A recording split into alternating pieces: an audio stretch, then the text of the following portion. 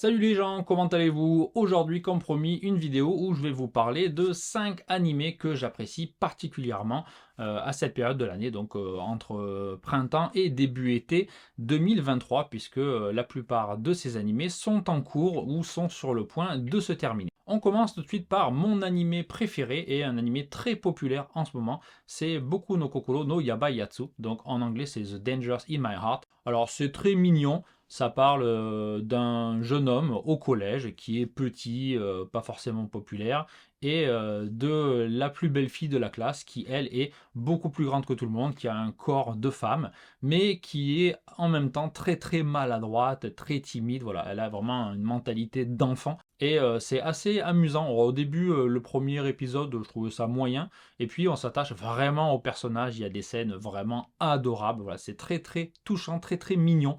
Donc si vous êtes un peu fleur bleue comme moi, je pense que vous aimerez beaucoup. Le garçon fait tout ce qu'il peut pour euh, rendre service à la fille et bien sûr sans avouer ses sentiments.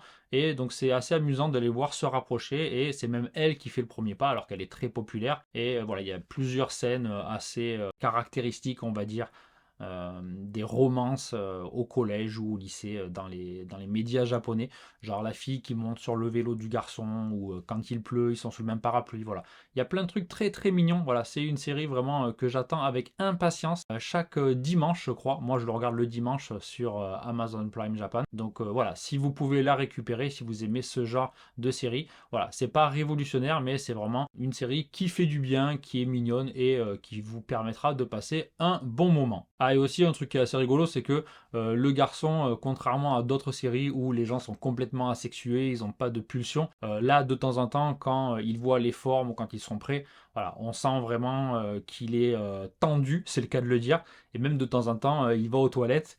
On ne voit pas bien sûr, mais voilà, c'est un collégien. Donc évidemment, dans cette situation, sa réaction est tout à fait normale, alors que dans d'autres séries ou dramas, vous avez l'impression que les gens, ils ont aucune pulsion, ils sont pas du tout attirés par le sexe opposé. Voilà, donc voilà, une série vraiment que je vous conseille, un animé que je vous conseille fortement. Deuxième animé de la liste, un inévitable, Oshinoko.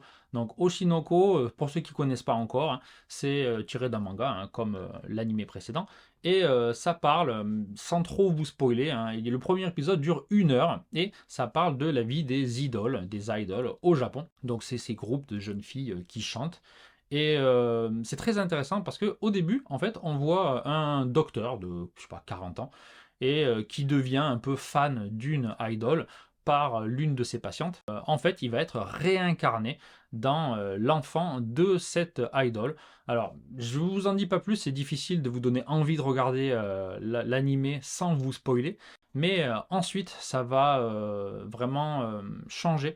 On va apprendre beaucoup, beaucoup de choses sur le monde des idoles. Voilà, au fil des épisodes, ils vont expliquer la difficulté de cette vie, le côté malsain, la concurrence, le fait qu'elle soit un peu exploitée. Voilà, on apprend beaucoup, beaucoup de choses sur le monde des idoles, le monde de la télé-réalité, le monde du cinéma, des médias en général au Japon. Donc c'est très intéressant de ce côté-là. En plus, visuellement, c'est très bien fait. Les musiques aussi sont très sympas. Et les personnages sont attachants. Et il y a un côté aussi revanche, vengeance plutôt même.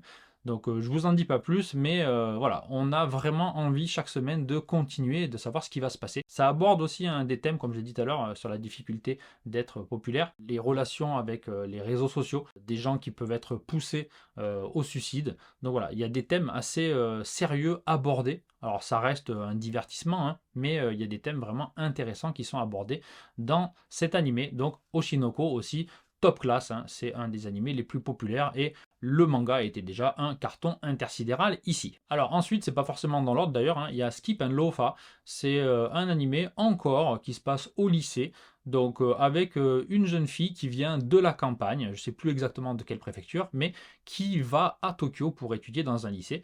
Et donc elle est un peu différente, elle est un peu farfelue, elle est un peu perchée, elle fait des blagues que tout le monde ne comprend pas forcément.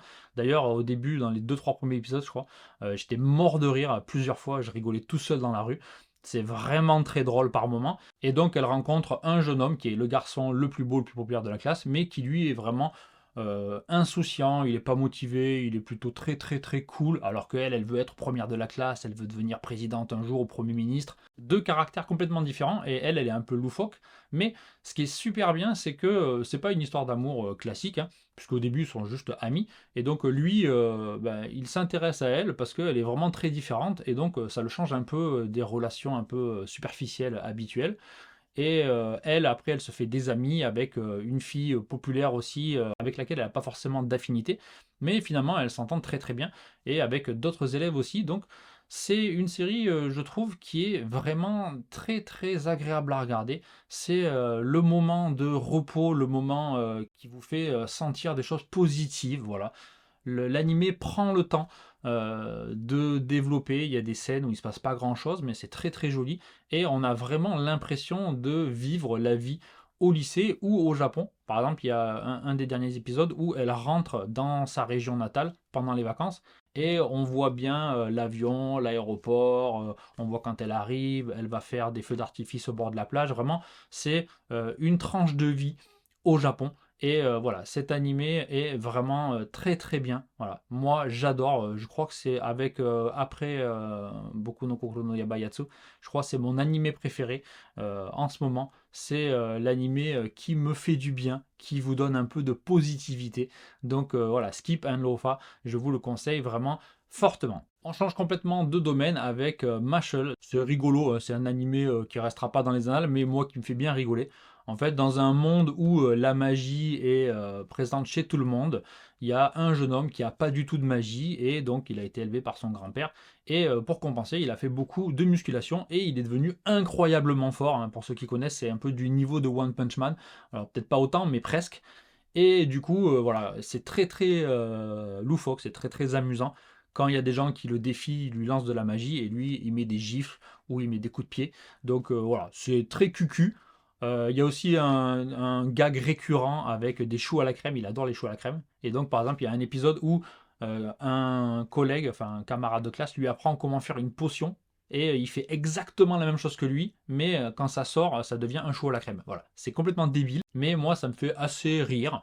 Voilà, c'est pas un animé extraordinaire, hein, que ce soit visuellement, au niveau des personnages ou quoi, mais voilà, c'est un peu rigolo. Ça fait un peu collège foufoufou et quelques scènes d'action, voilà. Donc moi, je vous le conseille quand même si vous voulez vous détendre, passer un bon moment. Voilà, Mashle. Dernier animé de la saison qui est bientôt terminé, c'est Vinland Saga saison 2. La saison 1 était incroyable, bourrée d'action avec des drames, des trahisons, vraiment c'était quelque chose d'anthologie. D'ailleurs, j'ai re-regardé la saison 1 avant d'attaquer la saison 2 parce que je suis un gros fan. Alors je fais jamais ça, hein, mais Vinland Saga, si vous avez raté cet animé qui est sorti il y a quelques années, je vous le conseille fortement. La saison 1 est incroyable. Alors, la saison 2, c'est complètement différent. Un virage à 180 degrés, puisque la saison 1 était bourrée d'action, c'était très sombre, et la saison 2, vraiment, c'est le contraire. Voilà. Ça se passe dans une ferme, donc il est devenu esclave, fermier, et donc il se repent un peu, hein, il réfléchit sur toutes les mauvaises choses qu'il a fait dans la saison 1. Donc il y a des personnages de la saison 1 qui réapparaissent, évidemment, surtout vers la fin. Ça plaira pas forcément à tout le monde. Si vous attaquez directement par la saison 2, vous allez vous faire chier probablement.